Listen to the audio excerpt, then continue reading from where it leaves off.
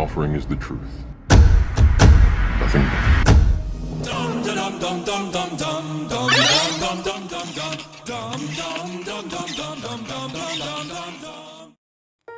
Good afternoon, everyone, and welcome to Debunking Professor Dumb Dave, Episode 4.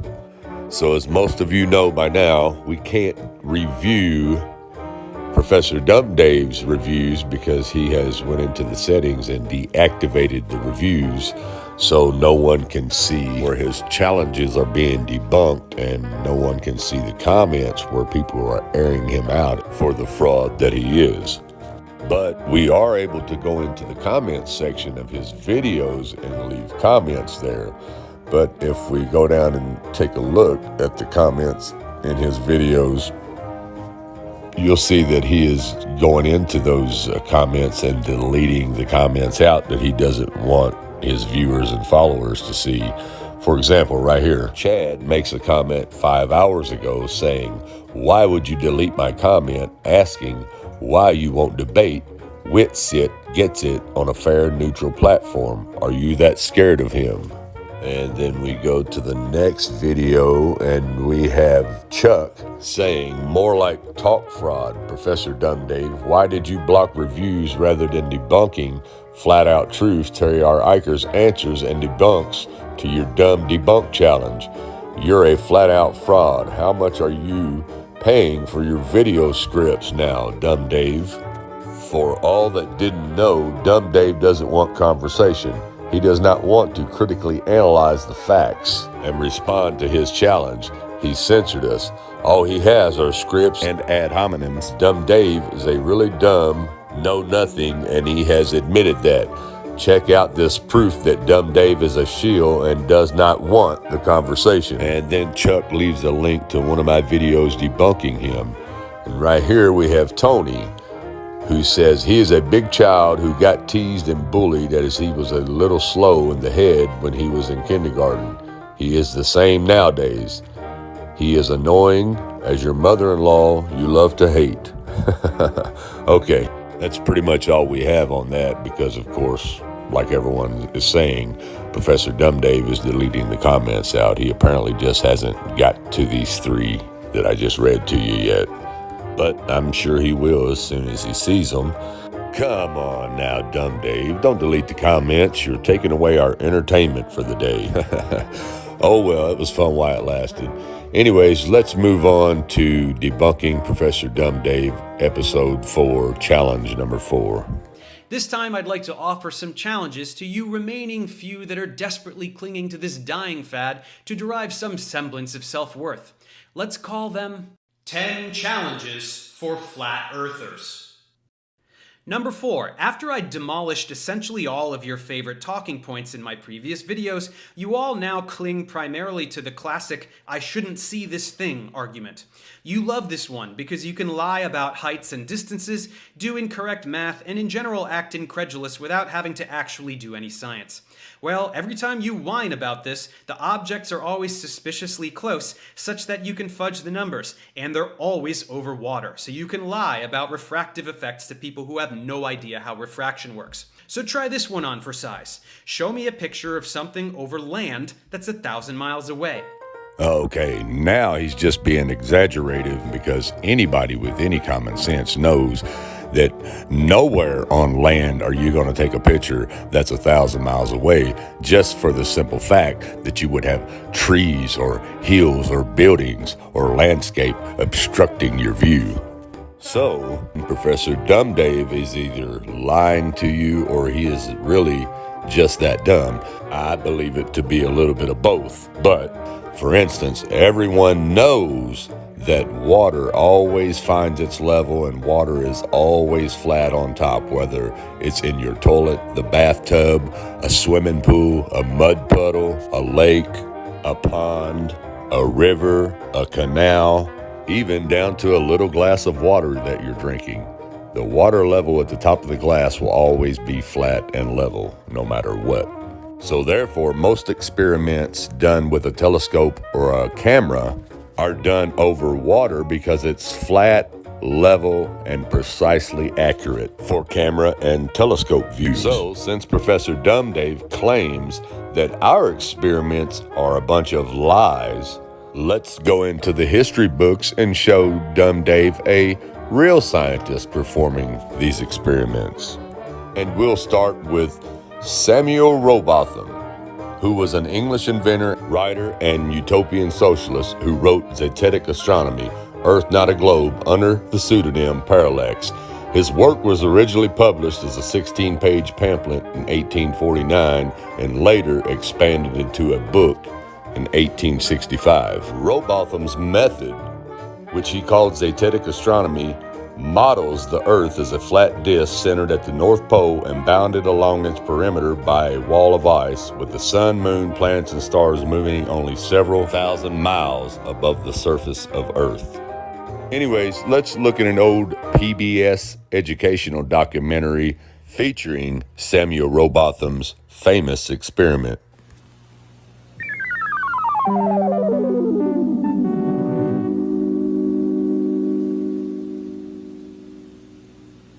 It's a commonly held misconception that the Earth is a spherical object that revolves around the Sun.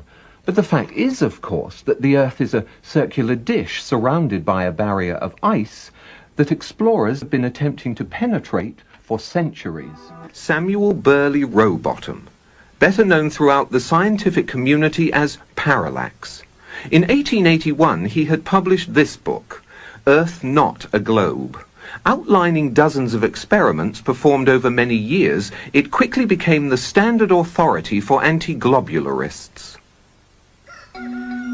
Perhaps the most significant experiments were those carried out on a canal known as the Old Bedford Level. Located in Cambridgeshire, England, the canal is perfectly straight over an uninterrupted 6-mile stretch. While there, Parallax conducted many experiments, all towards one conclusion: to prove that the surface of the water in the canal was indeed perfectly flat. In one experiment, a boat carrying a flag rowed from one bridge to another 6 miles away. An observer with a telescope placed 8 inches above the surface of the water found that the flag and the boat were distinctly visible throughout the entire distance. If the Earth is a sphere with a circumference of 25,000 miles, then over a distance of 6 miles, the second bridge should mathematically be 16 feet below the observer's eye line. Now, you can say what you want, Dumb Dave, but this historical experiment alone proves you to either be a liar or just dumb. Therefore, debunking the first part of your challenge. Now let's move on. So try this one on for size. Show me a picture of something over land that's 1,000 miles away. May I suggest the middle of the country where there's not much in the way? It's a straight shot after all, so what's the problem? Use a telescope. Pull Las Vegas into focus from Dallas, Texas. Isn't that where you have your little meeting? Maybe you should try doing something productive rather than blindly perpetuating the dumbest hoax on the internet. Okay, like I stated earlier, he's just being exaggerative and dumb right here, because anybody with a little bit of common sense knows that you're not going to be able to take a picture on land of something 1,000 miles away due to the fact of trees or mountains or hills or landscapes obstructing your view. But, however, you can take a picture of something 1,000 miles away if you're elevated high enough to look over the trees and hills and landscape. So, Professor Dumb Dave suggested that we show him a picture of something 1,000 miles away over land. Okay, here's an infrared picture taken by J. Tolan Media One. And what they do is they specialize in filming and taking pictures with infrared cameras, because the infrared takes out all the haze in the atmosphere, which distorts your view. Anyways, this picture was taken from a plane that was just taking off over Lake Michigan at 1,800 feet in altitude, and 1,000 miles out over the horizon, you can see the Rocky Mountains. Now, just in case Professor Dumb Dave says that's not 1,000 miles away, let's take a look here on Google Maps. So let me zoom this in so everyone can see this.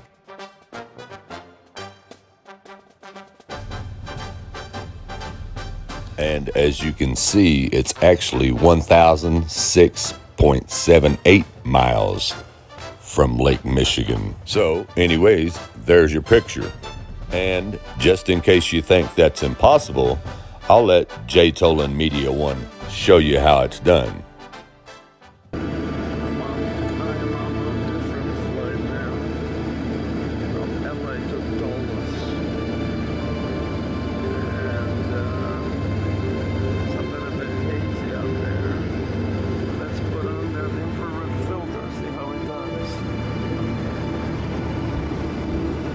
So this is my infrared filter. It's a 950 nanometer long pass infrared filter.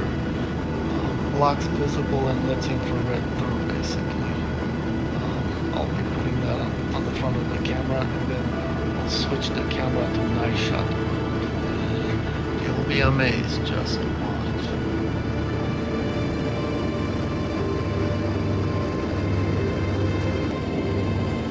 Wow, look at that. Isn't that incredible? This green tint is default and I cannot change it in Photoshop or actually Premiere, Adobe Premiere. I'll be changing it. So this looks much better. Desaturated the clip and adjusting contrast. And you'll see me adjusting contrast throughout the clips. It's like, wow. Just blew away through all that haze. That's just incredible.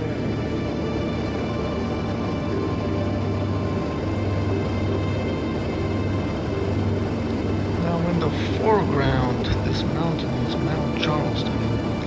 Behind it is the Nevada test site. Now you can see Groom Lake and Papoose Lake to the left. Just incredible. Look at that.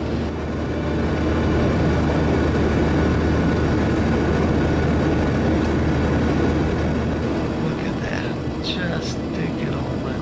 This is incredible. Just incredible. That banding of the atmosphere. Something else, isn't it? Now, these guys film throughout the whole flight, so I'm going to time-lapse it just so we can move on. And if you guys want to watch the full video, I'll leave the link to their website in the description. Because when we look down, it appears we're in a flat world. Everybody's got to make up their own mind, but this is strange.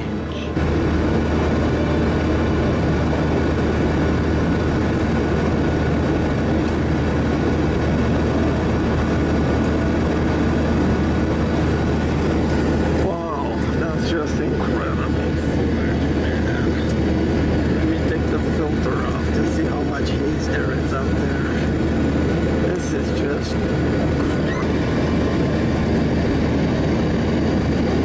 see that? Now, as you can see, these guys are really good at what they do.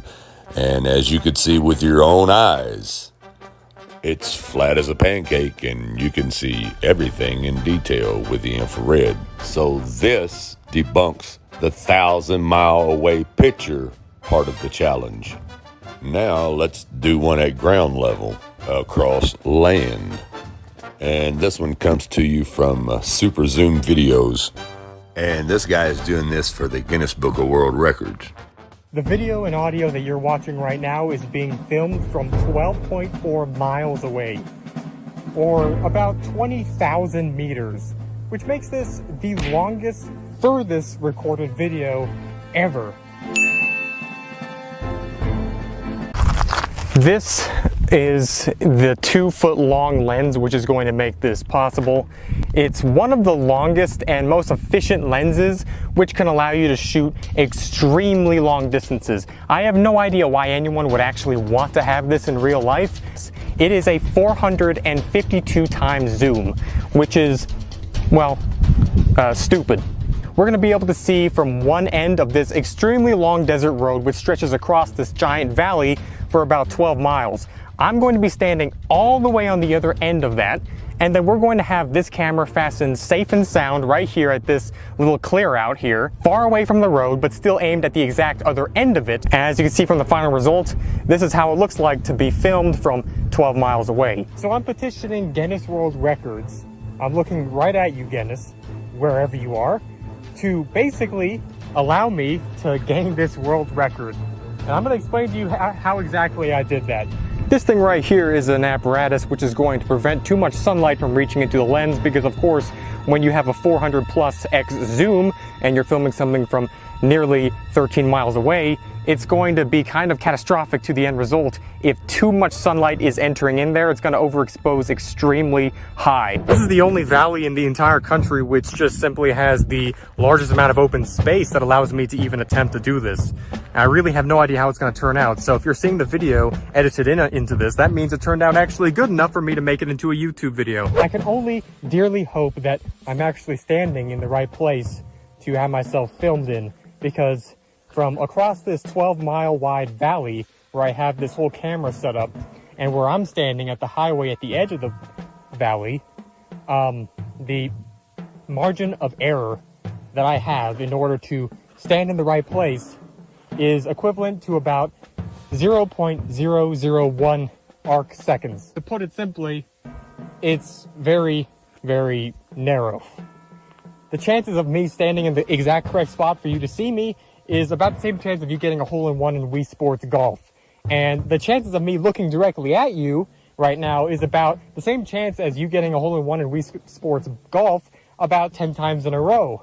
And also, as a further note that I forgot to add into this while I was recording, this was actually a 10 times further of a zoom than what the lens can offer on its own by using an updated version of the normal Canon DSLR's camera software, which allowed me to zoom in up to 10 times the distance as well that was already there, which made it technically over a 4000x zoom. Now, since we're here and I already traveled for about 45 minutes to get to the point away from where the camera is currently filming me, I guess I might as well put into perspective the amount of distance that there is between me and you right now. I am about 20,000 meters away, so as I said before, that's a very far distance, and it means even the speed of light is going to take 0.00001 seconds to reach your eyes through this camera. So technically I'm 0.0001 seconds delayed. So anyways, that's all I'm going to say for this video. If you found this to be educational, then, well, I could just say subscribe, I guess. Okay, if you can remember, in Samuel Rowbotham's experiment, at 6 miles away, the boat should have been 16 feet below the horizon. If the Earth is a sphere with a circumference of 25,000 miles, then over a distance of 6 miles, the second bridge should mathematically be 16 feet below the observer's eye line. Okay, this guy is twice the distance away, so he should be 32.5 feet below the horizon. But he's not, is he? You can see him, his whole body, right there, plain as day. And therefore, debunking the second part of Professor Dumb Dave's challenge. Now there's just one little thing left in the challenge that I want to debunk. Well, every time you whine about this, the objects are always suspiciously close, such that you can fudge the numbers, and they're always over water, so you can lie about refractive effects to people who have no idea how refraction works. And they're always over water, so you can lie about refractive effects to people who have no idea how refraction works. Okay, now, Professor Dumb Dave is saying that the objects are always filmed over water so that we can lie about the refraction. Now, once again, Professor Dumb Dave is either lying to you or he is really this dumb. Refraction doesn't just happen over water. It also happens over land, especially highways and roads, as you can see here. And especially here in this video, notice the first semi, it looks like his tires disappear. That's due to refraction.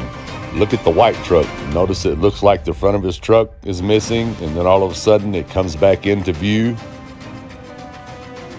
That's refraction.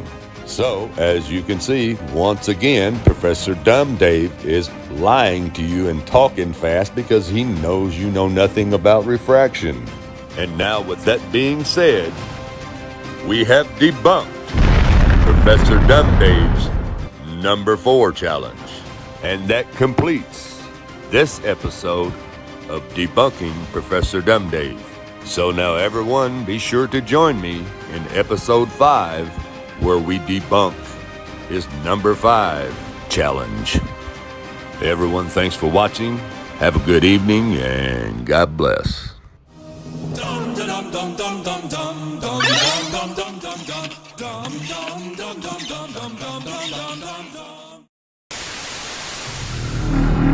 All I'm offering is the truth. Nothing more.